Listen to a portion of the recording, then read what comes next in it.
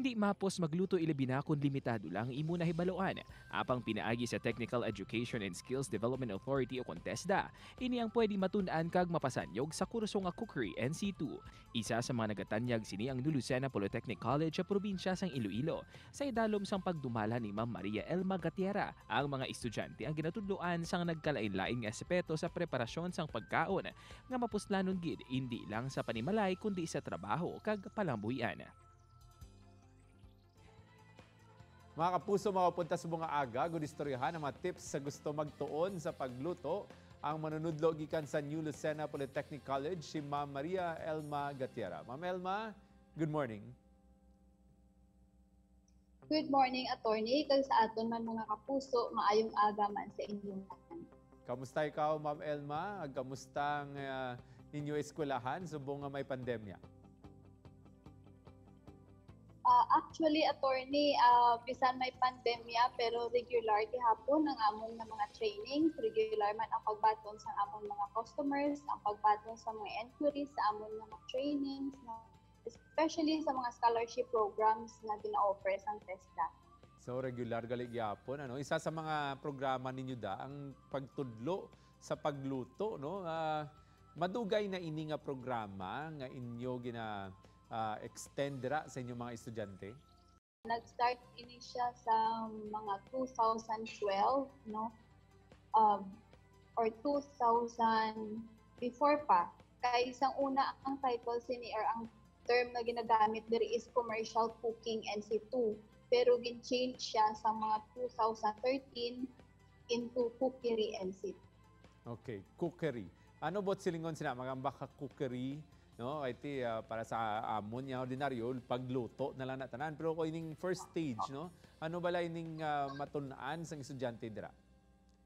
So kung maghambal ka nga Cookery NC2, ini isa ika qualification or programa wherein ang isa ka trainee ginatudloan namo, hindi lang hambal luto ang ginatudlo, tas ila dapat tudloan ta una namo na siya attorney nga ginatudlo kung paano niya limpyuhan ang iya palibot para at least ang mga pagkaon na gin-prepare niya, limpyo siya kag hindi siya contaminated. So paano niya i-maintain ang iyang kitchen environment, no? And then amo na siya ginatuluan na siya namon sa lain-lain nga klase sa pagluto sa pagkaon. Okay. So ang mga masami nga naga-enroll sa ini nga kurso, ano usually ni ano mapa-abroad sila or diri lang sila sa local nagatrabaho, ano ning or sa balay lang mismo, ano mga dynamics or demographics sining aton nga mga enrollees? Actually, sari-sari ang mga enrollees naton sa sini nga qualification. No, may ara nga graduate na siya sa 4 ka tuig na kurso, no?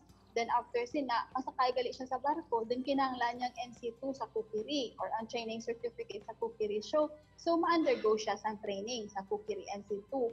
Another one is, say for example, subong di bala sa senior high school, ang mga teachers sa DepEd, kung kinahanglan ka bala magtudlo sa cookery, no?